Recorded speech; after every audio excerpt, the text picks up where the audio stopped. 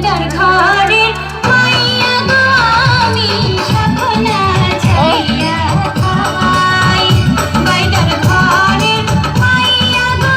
আমি সাধনা ছাইয়া খাই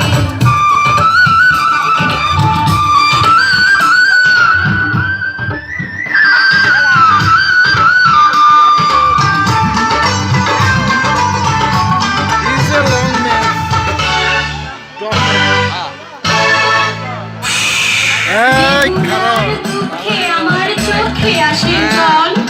সর্বনাশী কাল নাগিনী করলো দারুণ